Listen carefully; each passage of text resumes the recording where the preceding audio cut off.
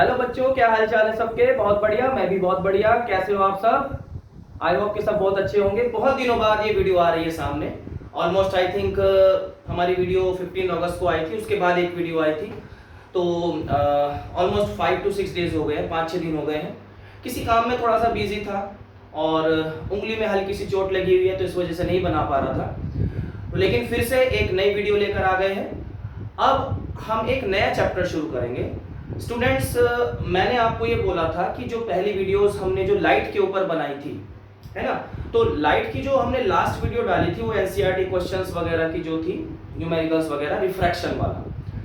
तो उसके जो एग्जाम्पलर के क्वेश्चंस हैं वो अभी रहते हैं, बट क्योंकि लाइट वाला चैप्टर हमारा बहुत ही लंबा खिंच गया, मतलब काफी सारे दिन हो गए उसमें, तो उसका जो जो एग्जाम्पलर वाले क्वेश्चंस है वो फिर किसी दिन मैं उसकी वीडियो बना के बीच में कभी डाल दूंगा। ओके, हम एक नया चैप्टर शुरू करते हैं आज। हमारा जो नया चैप्टर है वो है chapter number 2, acid base and salt. Very very important and interesting chapter. बच्चों, इसमें भी हम बहुत कुछ नया पढ़ेंगे। एसिड बेस एंड सॉल्ट के बारे में आपने जूनियर क्लासेस में बहुत पढ़ा होगा, 7th क्लास 8th क्लास में, बट 10th क्लास में बहुत डिटेल में हम पढ़ेंगे। ओके, और बोर्ड पॉइंट ऑफ व्यू से भी बहुत इंपॉर्टेंट चैप्टर है, इसमें से भी काफी क्वेश्चंस आते हैं, राइट। तो चलो शुरू करते हैं विदाउट वेस्टिंग आवर टाइम, क्योंकि 5-6 दिन का टाइम वेस्ट हो चुका है and I am sorry for that. तो आज इस नई वीडियो में हम नया चैप्टर पढ़ेंगे। चलो अब पहले हम बात कर लेते हैं एसिड की, राइट। एसिड, हम अपनी डेली लाइफ में एसिड से बहुत कुछ काम लेते भी हैं, ठीक है, और एसिड से बहुत कुछ नुकसान भी करवा लेते हैं। मींस एसिड हो या बेस हो या सॉल्ट हो, ये तीनों चीजें हमारी डेली लाइफ का बहुत ही इंटीग्रल पार्ट है, मतलब इनसेपरेबल पार्ट है। इन चीजों को हम अलग कर ही नहीं सकते। डेली हम बहुत सारे एसिड्स यूज करते हैं, जैसे हमारे स्टमक के अंदर भी HCl एसिड बनता है, सबको पता होगा। हम बहुत सारे ऐसे खाने वाली चीजें हैं जिसमें एसिड होता है। जितने भी सिट्रस फ्रूट्स होते हैं, जैसे मौसमी है, ऑरेंजेस हैं, ठीक है, लेमन है, इन सब में एसिड होता है। तो बेसिक चीजें तो आप सबको पता है। अब जो इन डेप्थ चीजें हैं वो हम इस चैप्टर में पढ़ेंगे 10th क्लास में, राइट। चलो, एसिड का जो मीनिंग है सबसे पहले देखते हैं, एसिड का मतलब क्या है। अगर प्रॉपर्टीज की बात करें तो एसिड अगर टेस्ट करेंगे तो सोर होते हैं, सोर इन टेस्ट होते हैं, सॉल्युबल इन वाटर होता है, वो सब डिटेल में बाद में बात करेंगे। अभी हम बात कर लेते हैं कि एसिड की डेफिनेशन क्या है, एसिड का मतलब क्या होता है। देखो बच्चों, एसिड की जो सबसे फेमस डेफिनेशन है, हर बुक में यही डेफिनेशन मिलेगी और मैं भी यही बताऊंगा ऑफ कोर्स। तो releases hydrogen ions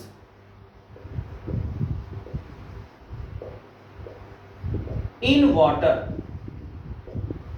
hydrogen ions release करते हैं वाटर के अंदर। आयन सबको पता है क्या होता है। अगर किसी एटम के ऊपर कोई चार्ज होता है, प्लस या माइनस चार्ज होता है, तो उसको आयन बोलते हैं, है ना।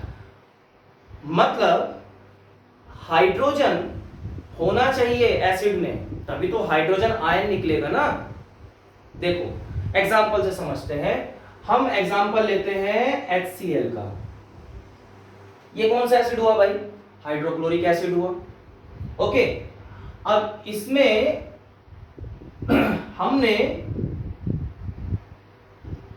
वाटर ले लिया, मतलब इस एसिड की 2-4 ड्रॉप्स हमने वाटर में डाल दी, तो क्या होगा? ये जो हाइड्रोजन और क्लोरीन वाला पार्ट है ये अलग हो जाएगा। हाइड्रोजन एंड क्लोरीन वाला पार्ट अलग हो जाएगा, सेपरेट हो जाएगा। कैसे सेपरेट होगा? देखो, हाइड्रोजन प्लस Cl, ये पार्ट अलग हो गया, लेकिन अभी मैंने पूरा सही नहीं लिखा है। इसमें ये जो हाइड्रोजन और क्लोरीन अलग अलग होंगे, ये आयंस की फॉर्म में अलग होंगे। हाइड्रोजन के ऊपर पॉजिटिव चार्ज होता है, क्लोरीन के ऊपर नेगेटिव चार्ज होता है।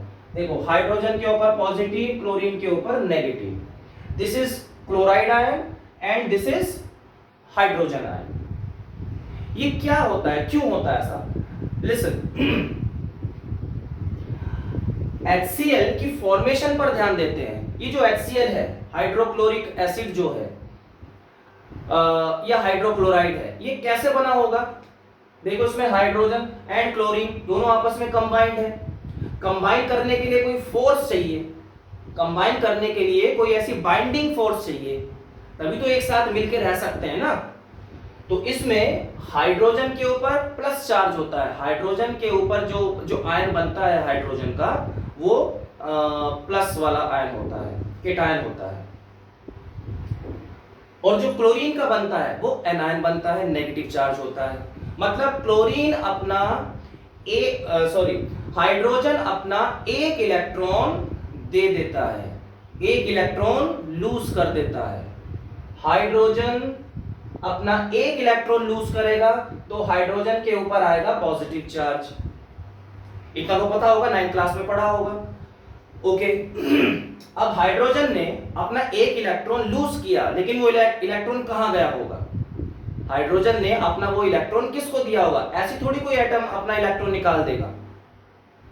हाँ, फ्री का थोड़ी आ रहा है इलेक्ट्रॉन, बड़ा मुश्किल से होता है इलेक्ट्रॉन और ये प्रोटॉन की जो किसी एटम के अंदर भरे जाते हैं, नेचर ने जो भरा है, कोई बहुत ज्यादा फोर्स चाहिए उनको निकालने के लिए।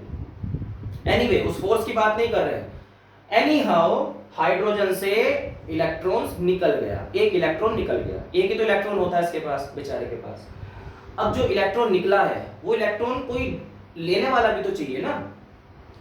अगर कोई डोनर है, कोई डोनेट कर रहा है कोई चीज, तो कोई गेनर भी तो होना चाहिए ना, लेने वाला भी चाहिए। अब इसका एक इलेक्ट्रॉन कौन लेगा? क्लोरीन ले लेता है। इसका एक इलेक्ट्रॉन क्लोरीन के पास चला जाएगा। अब क्लोरीन ने एक इलेक्ट्रॉन गेन किया है, जो इलेक्ट्रॉन गेन करता है उसके ऊपर नेगेटिव चार्ज आ जाता है, तो ये हो गया नेगेटिव चार्ज। हाइड्रोजन के ऊपर पॉजिटिव चार्ज आ गया, क्लोरीन के ऊपर नेगेटिव चार्ज आ गया, दोनों आपस में कंबाइन कर गए। क्यों? प्लस और माइनस, प्लस और माइनस आपस में अट्रैक्ट करते हैं, इलेक्ट्रोस्टैटिक फोर्स, प्लस और माइनस अट्रैक्ट करेंगे, तो ये दोनों अट्रैक्ट करके एक दूसरे से जुड़ जाते हैं, ज्वाइन हो जाते हैं, और ये HCl कंपाउंड बन जाता है। बोलो, बात समझ में आई? कोई हमारा हाइड्रोजन आयन होगा कहीं पर, कोई Cl आयन होगा। अब प्लस और माइनस अट्रैक्ट करेंगे, आपस में जुड़ जाएंगे और ये कंपाउंड बना देंगे। ठीक है, अब इतना समझते हैं। मतलब ये जो HCl बना है वो इस तरह से बना होगा। ओके, अब इस HCl को हमने पानी में डाल दिया। पानी एक बहुत ही अच्छा सॉल्वेंट होता है और ये कंपाउंड्स को डिसोसिएट कर देता है। डिसोसिएट का मतलब ब्रेक कर देता है। इसका मतलब ये हुआ, देखो हम कोई भी चीज वाटर में डिसॉल्व करते हैं ना, तो डिसॉल्व होने का एक्चुअली मतलब क्या होता है? डिसॉल्व का मतलब होता है कि वो सब्सटेंस वाटर में टूट रहा है, वो सब्सटेंस वाटर में ब्रेक हो रहा है, आयंस की फॉर्म में ब्रेक हो रहा है। ब्रेक होने का मतलब ये नहीं कि उसके ऊपर हम हथौड़ा मार रहे हैं और टूट रहा है। ब्रेक का मतलब है कि वो आयंस में टूट रहा है। अब यहां पर जैसे HCl है, हाइड्रोजन आयन है और क्लोरीन आयन है, तो जैसे इसको वाटर में डालेंगे, वाटर की अपनी कुछ फोर्सेस होती हैं, वो अभी बात नहीं करेंगे, ठीक है, not related to this chapter, वो कभी फिर मैं बताऊंगा। तो वाटर क्या करेगा? वाटर इन आयंस को पकड़ के अलग कर देगा। वाटर के पास, क्योंकि इसीलिए वाटर को बहुत अच्छा सॉल्वेंट मानते हैं, इसका जो अपना डाइलेक्ट्रिक वो होता है ना, कांस्टेंट जो होता है, जिसकी वैल्यू होती है, वो बहुत ज्यादा है। ठीक है, तो उसको एक्चुअली डाइलेक्ट्रिक कांस्टेंट नहीं बोलते, उसको कुछ और बोलते हैं। तो ये अलग हो गए, आयंस अलग हो गए, हाइड्रोजन आयन अलग हो गया, Cl आयन अलग हो गया। अब हमें हाइड्रोजन आयन से मतलब है, हमें इससे मतलब नहीं है, हमें क्लोरीन क्लोराइड आयन से मतलब नहीं है। एसिड की पहचान किससे होती है? हाइड्रोजन आयन से होती है। मींस किसी भी एसिड में हाइड्रोजन आयन तो होता ही होता है, हाइड्रोजन होगा ही होगा। ओके, ये निकल गया। अच्छा, अब हमने मान लो कोई एसिड है, हमने वाटर के अंदर डाल दिया, ठीक है, हमने कोई एसिड वाटर के अंदर डाल दिया, तो क्या हमें हाइड्रोजन आयन दिखता है? दिखेगा थोड़ी। हमने वाटर के अंदर एसिड डाल दिया ऐसे, और हम देख रहे हैं हाइड्रोजन आयन कहाँ है भाई, उसके पास अपना कोई आई कार्ड थोड़ी है कि my name is hydrogen ion, दिखाई नहीं देगा। तो फिर कैसे पहचानेंगे कि भाई हाइड्रोजन आयन बना है? एक्चुअली हाइड्रोजन गैस निकलती है, और हाइड्रोजन गैस को हम डिटेक्ट कर सकते हैं, ठीक है। पॉपिंग साउंड से, एक लाइटेड मैच स्टिक लेकर आओ तो पॉपिंग साउंड निकलती है, तो उसको डिटेक्ट करने के तरीके हैं। मींस हाइड्रोजन गैस अगर निकल रही है, दैट मींस हाइड्रोजन गैस कहां से बन रही होगी? हाइड्रोजन आयन से ही बन रही होगी ना। तो यहीं से हाइड्रोजन आयन से हाइड्रोजन गैस बन रही है, वो निकल रही है। तो ये आइडेंटिफिकेशन हो गई, पहचान हो गई कि हमने किसी एसिड को वाटर में डाला तो वहां से हाइड्रोजन गैस निकल रही है। और ऐसा जरूरी नहीं कि एसिड डालते ही हाइड्रोजन गैस बनने लगेगी, उसके बहुत सारे तरीके हैं, ठीक है, अलग अलग मेथड्स होते हैं। लेकिन क्या है कि हाइड्रोजन गैस को हम डिटेक्ट कर लेते हैं, वहां से हमें पहचान हो जाती है कि हाइड्रोजन आयंस बन रहे हैं, हाइड्रोजन आयंस रिलीज हो रहे हैं, ठीक है। लेकिन होंगे वाटर के अंदर ही, ये ध्यान रखना, releases hydrogen ions in water only, right. अब कोई वाटर के अंदर सॉल्यूशन है, उसको हम एक्वस सॉल्यूशन भी बोलते हैं, तो यहां पर हम एक्वस भी लिख सकते हैं। Here we can write aqueous solution. तो डेफिनेशन हम ऐसे भी लिख सकते हैं, releases any substance that releases hydrogen ions in aqueous solution, ऐसे भी लिख सकते हैं, ठीक है। That substance is called acid, right? अब बेस की बात में करेंगे, पहले हम एसिड को निपटा लेते हैं। अब एसिड में हम बात करें, एक होता है स्ट्रॉन्ग एसिड, एक होता है वीक एसिड। एक स्ट्रॉन्ग एसिड, एक वीक एसिड, एक डाइल्यूट एसिड, एक कॉन्सेंट्रेटेड एसिड, एक मिनरल एसिड, एक कौन सा, एक मिनरल होता है, कौन दूसरा कौन सा होता है, ऑर्गेनिक एसिड। तो बहुत सारे टाइप्स हैं एसिड के, वो सारे टाइप्स में ब्रीफली बता देता हूं, जल्दी फटाफट सुनो ध्यान से। पहले हम स्ट्रॉन्ग एसिड की बात कर ले, पहले हम स्ट्रॉन्ग एसिड की बात कर ले। देखो एसिड तो समझ में आ गया ना, कोई भी ऐसा सब्सटेंस जो पानी में डालने पर हाइड्रोजन आयंस रिलीज करेगा, या हाइड्रोजन, अब वो हाइड्रोजन आयंस गैस की फॉर्म में ऊपर उड़ जाएंगे, ठीक है। अब स्ट्रॉन्ग एसिड कौन सा होगा? स्ट्रॉन्ग एसिड होगा, इसको कैसे पहचानेंगे? देखो स्ट्रॉन्ग एसिड का मतलब ये है, मैं कैसे बताऊं, वैसे अगर पहचानना है, वैसे तो हमें पता है कि देखो सल्फ्यूरिक एसिड बहुत स्ट्रॉन्ग है, हाइड्रोक्लोरिक एसिड बड़ा स्ट्रॉन्ग है, नाइट्रिक एसिड बड़ा स्ट्रॉन्ग एसिड है। लेकिन उसको हम कैसे प्रैक्टिकली एक्सपेरिमेंटली कैसे करेंगे? जैसे मान लो हमने कोई एसिड पानी में डाल दिया विद सुटेबल सेटअप, ठीक है। ऐसे नहीं कि हमने कोई बीकर लिया उसमें डाल दिया तो हाइड्रोजन गैस निकलने लगेगी, एक सुटेबल सेटअप होता है, राइट। तो मैं बताऊंगा इस चैप्टर में। एक पूरा सेटअप है, पूरा अपैरेटस हमने बनाया, तो पूरे सेटअप में हमने डाला, हाइड्रोजन गैस जितनी जल्दी जल्दी निकलेगी, सुनना ध्यान से, हमने एसिड को वाटर में डाला, 2-4 बूंदे डाल दी, अब बहुत जल्दी जल्दी हाइड्रोजन गैस निकल रही है, वेपर्स निकल रहे हैं बहुत जल्दी जल्दी, दैट मीन्स कि वो एसिड बहुत स्ट्रॉन्ग है। तो इसका क्या मतलब है? जल्दी जल्दी हाइड्रोजन गैस निकलने का क्या मतलब हुआ कि बहुत जल्दी जल्दी हाइड्रोजन आयंस बन रहे होंगे, है ना, हाइड्रोजन आयंस बन रहे होंगे। अब जो एसिड हमने डाला 1 चम्मच या 2 चम्मच या 4 बूंदे या 2 बूंदे, तो उसमें कोई एक मॉलिक्यूल थोड़ी होगा एसिड का। ये जो मैंने लिखा है, समझो ध्यान से, ये जो मैंने HCl लिखा हुआ है, ये तो एक मॉलिक्यूल है, एक मॉलिक्यूल है, उसमें से एक हाइड्रोजन आयन निकल गया, ठीक है। हमने 1 चम्मच एसिड डाल दिया पानी में, पानी बहुत सारा होना चाहिए, ठीक है, वाटर की क्वांटिटी लार्ज होनी चाहिए, एसिड बहुत थोड़ा होना चाहिए।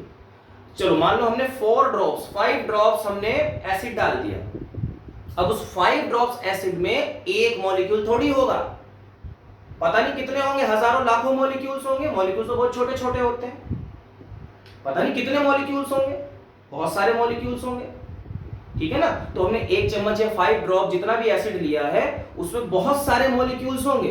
अब बहुत सारे मॉलिक्यूल्स में से बहुत सारे हाइड्रोजन आयंस निकलेंगे, पकड़ पा रहे हो मेरी बात? एक मॉलिक्यूल में से, एक सिंगल मॉलिक्यूल है, इस एक मॉलिक्यूल में से एक हाइड्रोजन आयन निकल गया, इस Cl को छोड़ दो, इससे हमें कोई मतलब नहीं है, एक हाइड्रोजन आयन निकल गया, अब हमने बहुत 4-5 बूंदे एसिड की डाल दी, उसमें बहुत सारे मॉलिक्यूल्स होंगे, मतलब कि बहुत सारे हाइड्रोजन आयंस निकलेंगे। बोलो क्लियर हुई बात? मतलब कि अगर हमने जो एसिड डाला है उसमें से हाइड्रोजन आयंस निकल रहे हैं वाटर के अंदर, अगर वो हाइड्रोजन आयंस बहुत इजीली निकल रहे हैं और लार्ज क्वांटिटी में निकल रहे हैं, बहुत easily and in large quantity, that is known as strong acid. बहुत इजीली निकल रहे हैं, तभी तो इजीली वो हाइड्रोजन गैस निकल रही थी जल्दी जल्दी, ठीक है, तभी तो हाइड्रोजन गैस जल्दी जल्दी निकल रही थी, क्योंकि जल्दी जल्दी हाइड्रोजन आयंस बन रहे थे। और जल्दी जल्दी का मतलब क्या, कि बहुत इजीली हाइड्रोजन आयंस निकल रहे हैं उस एसिड में से। तो स्ट्रॉन्ग एसिड कौन सा होगा? That releases hydrogen ions very easily and in large quantity।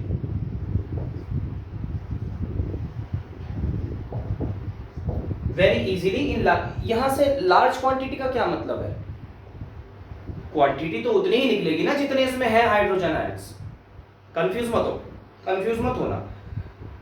Weak acid में लार्ज क्वांटिटी में नहीं निकलता हाइड्रोजन आयन, स्ट्रॉन्ग एसिड में लार्ज क्वांटिटी में निकलता है। तो इसका क्या मतलब है? क्या वीक एसिड में, अगर मान लो वीक एसिड में हमने लिया, उसमें 10,000 मॉलिक्यूल्स हैं, वीक एसिड में हमने मान लो 2 बूंदे लिया, तो उसमें 10,000 मॉलिक्यूल्स हैं एसिड के, तो 10,000 हाइड्रोजन आयंस निकलने चाहिए।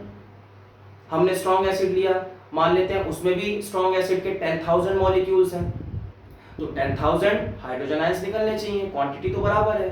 तो ये लार्ज अमाउंट और ये स्मॉल अमाउंट का क्या मतलब है?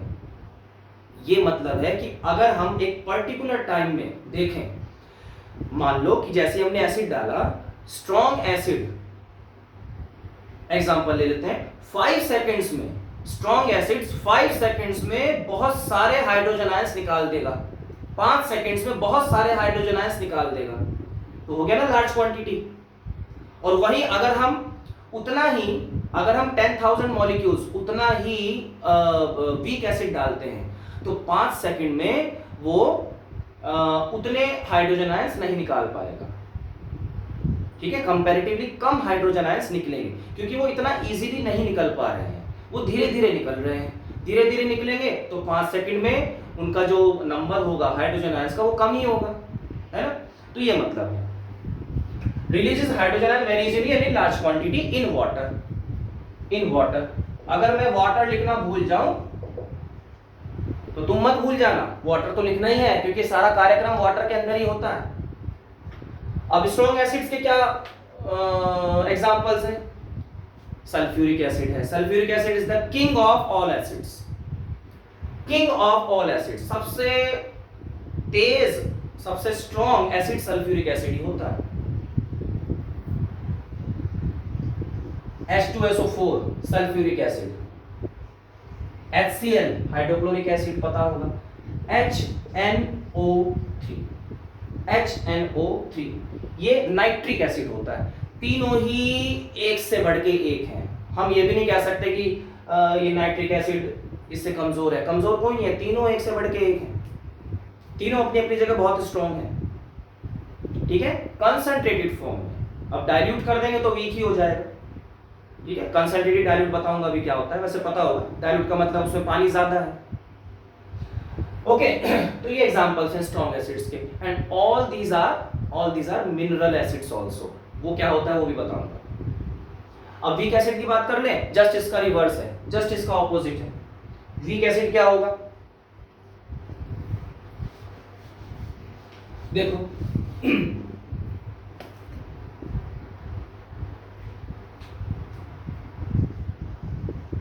वीक एसिड क्या होगा? जस्ट इसका opposite, releases hydrogen ions in lesser amount in water. Water नहीं लिख रहा हूं लेकिन लिखना है, ठीक है। Releases hydrogen ion in lesser amount and not that easily, not easily, slowly hydrogen ions release होते हैं, उन्हें हम बोलते हैं वीक एसिड। फॉर एग्जाम्पल जितने भी ऑर्गेनिक एसिड्स हैं जो हम खाने में इस्तेमाल करते हैं एसिड्स, जैसे विनेगर है, लेमन है, ठीक है, सिट्रिक एसिड जो भी होता है वेजिटेबल्स में और उसमें एप्पल्स में या और भी जो फ्रूट्स होते हैं सब में एसिड होता है कोई ना कोई। तो वो सारे क्या होते हैं? वीक एसिड्स होते हैं। ऑर्गेनिक एसिड्स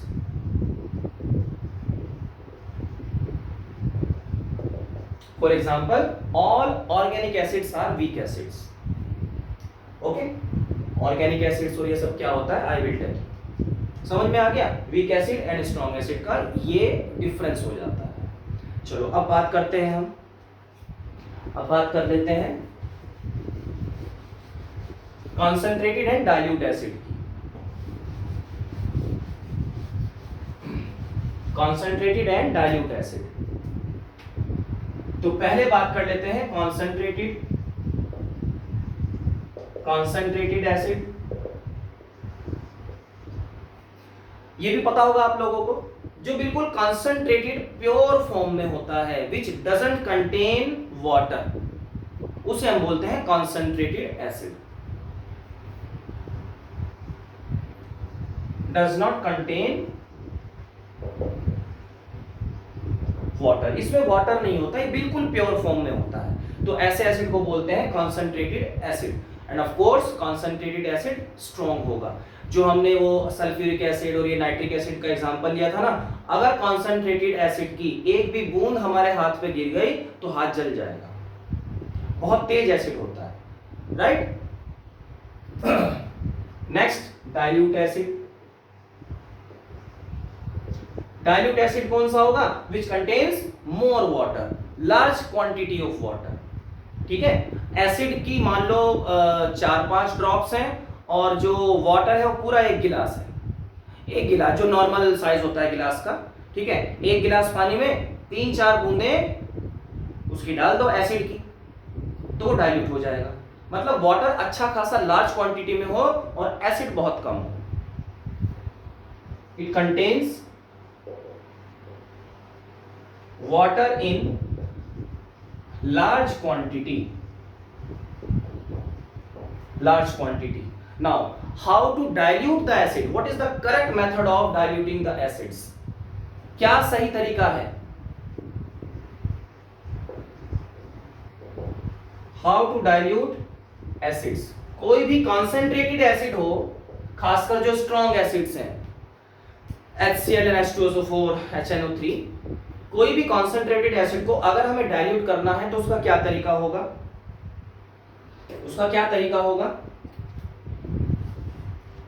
कभी भी एसिड में हम वाटर नहीं डालते, ध्यान रखना। कभी लैब में भी एक्सपेरिमेंट करोगे ना स्कूल में अपने, तो ये ध्यान रखना। कभी भी एसिड, मान लो हमने टेस्ट ट्यूब में एसिड लिया, कॉन्सेंट्रेटेड एसिड लिया, उसे हमने डाइल्यूट करना है, तो हम उस एसिड में पानी नहीं डालेंगे कभी भी, नहीं तो ब्लास्ट हो सकता है, बाहर बहुत ज्यादा हीट निकलती है, हमारे हैंड्स, हमारा फेस भी जल सकता है, ठीक है। तो उस चीज पर ध्यान रखना। हमेशा हम पानी के अंदर एसिड डालते हैं। लिसन केयरफुली अगेन, कभी भी हम एसिड के ऊपर पानी नहीं डालते, क्योंकि इससे बहुत ज्यादा हीट प्रोड्यूस होती है और वो हीट मतलब कि बहुत ज्यादा एक्सोथर्मिक रिएक्शन है। मान लो हमने एक टेस्ट ट्यूब ली और टेस्ट ट्यूब के अंदर हमने कॉन्सेंट्रेटेड एसिड लिया, उसमें हम जैसे ही वाटर डालेंगे और वाटर और एसिड का जैसे ही कांटेक्ट होगा तो क्या होगा? बहुत ज्यादा अमाउंट में हीट निकलती है, हीट रिलीज होगी, इतनी ज्यादा हीट रिलीज होगी कि वो टेस्ट ट्यूब भी ब्रेक हो सकती है, वो हीट बाहर निकल कर आएगी एकदम, और जो एसिड के जो छींटे हैं वो सब हमारे ऊपर आ जाएंगे, हम जल सकते हैं उससे, राइट। चलो अब हम क्या करते हैं, करेक्ट मेथड क्या है? हमने एक लार्ज क्वांटिटी वाटर लिया, 1 गिलास पानी ले लिया मान लो, उसमें हम ड्रॉपर की हेल्प से, ड्रॉपर हमने लिया और 1, 2, 3 बूंदे ऐसे उस एसिड की ऐसे टपका देते हैं, राइट। अब उस पानी में एसिड मिक्स हो गया, अब वो जो पूरा सॉल्यूशन बना है that is called the diluted acid. ठीक है, उसको बोलेंगे डाइल्यूट एसिड है। अब क्या इसमें हीट प्रोड्यूस नहीं होती है? यस, इसमें भी होती है, लेकिन इसमें देखो डिफरेंस क्या है। हमारा जो वाटर है वो लार्ज क्वांटिटी में है, और जो एसिड है वो हम ड्रॉप बाय ड्रॉप डाल रहे हैं, वो कम क्वांटिटी में है। हीट इसमें भी प्रोड्यूस होती है, ये भी एक्सोथर्मिक होता है, बट जो हीट प्रोड्यूस हो रही है ना, वो लार्ज क्वांटिटी ऑफ वाटर में एब्जॉर्ब हो जाती है, क्योंकि यहाँ पर पानी जो है, पानी तो ठंडा ही होता है ना, तो हीट को एब्जॉर्ब कर लेगा। यहाँ पर जो पानी है, जो वाटर है, वो हीट को एब्जॉर्ब कर लेता है, क्योंकि वाटर लार्ज क्वांटिटी में है और एसिड कम क्वांटिटी में है। हमने 1 गिलास पानी लिया हुआ है और एसिड कितना है? 1 बूंद। जैसे 1 बूंद आएगा, हीट प्रोड्यूस होगी, लेकिन वो हीट बाहर नहीं निकलेगी, वो उसी वाटर में एब्जॉर्ब हो जाएगी, क्योंकि वाटर लार्ज क्वांटिटी में हमने लिया हुआ है। इससे पहले हम क्या कर रहे थे? हमने एसिड लार्ज क्वांटिटी में लिया हुआ था और वाटर उसके ऊपर डाल रहे थे। तो जैसे ही वाटर का कांटेक्ट होगा एसिड से, तो बहुत ज्यादा हीट प्रोड्यूस होगी। अब वो हीट कहां पर एब्जॉर्ब होगी भाई? कहां पर एब्जॉर्ब होगी? एब्जॉर्ब होने के लिए वाटर चाहिए ना। वाटर तो ऊपर से गिर रहा है, कुछ टेस्ट ट्यूब में थोड़ी है वाटर, वाटर ऊपर से गिर रहा है, तो हीट एब्जॉर्ब होने के लिए जगह ही नहीं है। ऊपर गिरते हुए वाटर में थोड़ी एब्जॉर्ब हो जाएगी हीट। वाटर एक बर्तन में होना चाहिए वाटर, वहीं पर हीट एब्जॉर्ब हो सकती है। ठीक है, तो वो जो हीट एब्जॉर्ब, जो हीट रिलीज हो रही है, उसको एब्जॉर्ब होने के लिए कोई जगह ही नहीं मिल रही, तो हीट बाहर आएगी, इसलिए हम जल सकते हैं। समझ में आ गई बात? तो this is how we can dilute any acid, right? चलो आगे बढ़े। Next, mineral acid and organic acids क्या होते हैं?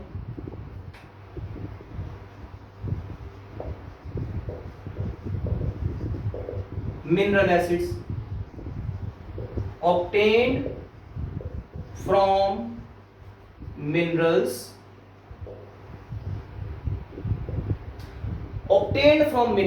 that's why they are called mineral acid। अब मिनरल हमें कहां से मिलते हैं? जमीन के अंदर से, अंडर द अर्थ क्रस्ट। तो हाँ, कह सकते हो कि ये एसिड हमें जमीन के अंदर से मिलते हैं। मतलब एसिड्स नहीं, जैसे मान लो हमने सल्फ्यूरिक एसिड का एग्जांपल लिया, सल्फ्यूरिक एसिड एक मिनरल एसिड भी है। तो ऐसा नहीं कि अगर हम जमीन खोदेंगे तो अंदर सल्फ्यूरिक एसिड का पूरा तालाब मिल जाएगा हमें, ऐसे नहीं मिलते। ठीक है, किसी के साथ कंबाइंड फॉर्म में मिलते हैं। जैसे मिनरल क्या होते हैं? और समझते हो ना, और क्या होता है? और से ही तो मिनरल निकाले जाते हैं ना, और से ही मिनरल्स को निकाला जाता है। तो ये एसिड भी कहीं ना कहीं ओर्स की फॉर्म में, कंबाइंड फॉर्म में ग्राउंड के या अर्थ के नीचे मिलते हैं। हालांकि इनको हम लैब में भी बना सकते हैं, लेबोरेटरी में इनको हम बना सकते हैं। We can prepare these acids in laboratory also, right? तो मिनरल एसिड्स का क्या एग्जांपल हो गया? HNO3 हो गया, HNO3 हो गया, सल्फ्यूरिक एसिड हो गया, HCl हो गया, ये सारे मिनरल एसिड्स हैं। ठीक है, चलो अब हम बात करते हैं ऑर्गेनिक एसिड्स की। ऑर्गेनिक एसिड्स की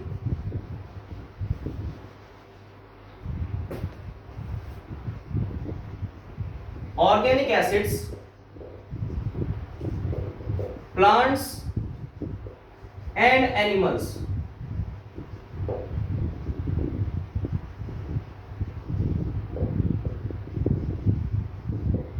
obtained from plants and animals। Organic acids are obtained from plants and animals। मतलब कि ऐसे एसिड जो हमें नेचुरली ऑब्टेन होते हैं। नेचुरली कैसे? जैसे प्लांट्स में जितने भी वेजिटेबल्स हैं, फ्रूट्स हैं, ये सब प्लांट से ही मिलते हैं ना। तो नींबू है, संतरा है, मौसमी है, बहुत सारे फ्रूट्स हैं, तो इनमें एसिड तो होता ही है। That means we can say that plant से हम ऑर्गेनिक एसिड्स को ऑब्टेन करते हैं। एनिमल से भी कर सकते हैं, जैसे कर्ड है, कर्ड एक एनिमल प्रोडक्ट माना जाएगा, क्योंकि कर्ड मिल्क से बनाया जाता है, मिल्क एनिमल से मिलता है। ठीक है, काऊ या बफेलो है जिससे, तो मिल्क में भी एसिड होता है थोड़ा सा, राइट? और कर्ड में तो होता ही होता है। तो ये कुछ ऐसे एसिड्स होते हैं जो हम एनिमल और प्लांट से ऑब्टेन करते हैं। कुछ एग्जांपल्स देख लेते हैं, जैसे लेमन हुआ, ऑरेंज हुआ, और जितने भी सिट्रस फ्रूट्स होते हैं उन सब में कौन सा एसिड होगा भाई? सिट्रिक एसिड होगा। तो ये हो गया हमारा citric acid. Okay, next vinegar है। विनेगर में एसिटिक एसिड होता है। ये सब जूनियर क्लासेस में आप लोगों ने पढ़ा हुआ होगा, कोई नई बात नहीं है। ठीक है, कुछ एक एग्जांपल्स में दे रहा हूं। एप्पल है, एप्पल में मैलिक एसिड होता है। एप्पल में मैलिक एसिड होता है, राइट। टोमेटो है, टोमेटो में ऑक्सैलिक एसिड होता है। Oxalic acid. ओके, अच्छा, जो आंट होती है, चींटी, और जो हनी बी होता है, मधुमक्खी, इन दोनों के जो स्टिंग मतलब जो डंक मारते हैं ना, उसमें भी एक एसिड होता है, that is called formic acid या फिर मिथेनोइक एसिड। फॉर्मिक ज्यादा इजी नाम है, तो फॉर्मिक नाम याद रखो। हनी बी या फिर जो आंट होता है, शुक्र है मैंने वो नहीं लिखा AUNT, आंटी हो जाता, फिर आंटी भी डंक मारती है क्या? देखो आंट ANT, तो इसमें कौन सा होगा? फॉर्मिक एसिड होगा। हंसी आ गई मुझे, ठीक है। तो ये एसिड्स होते हैं, अगर कुछ मिस हो गया हो तो इतना इंपॉर्टेंट नहीं है, एग्जाम पॉइंट ऑफ व्यू इतना आता नहीं है, 10th क्लास में ही आता नहीं, ठीक है, लेकिन फिर भी ये सब याद होना चाहिए, राइट। तो ये हमारा एक एसिड का इंट्रोडक्शन हो गया, ठीक है। तो आज इस वीडियो को यहीं ओवर करते हैं। एसिड के बारे में हमने पढ़ लिया, और फिर हम बेस के बारे में पढ़ेंगे, फिर इंडिकेटर्स के बारे में पढ़ेंगे, फिर इनकी reaction properties, there are lot of things in this chapter, ठीक है। तो चलिए नेक्स्ट वीडियो का वेट करिए, तब तक के लिए थैंक यू सो मच, खुश रहिए, पढ़ते रहिए, थैंक यू।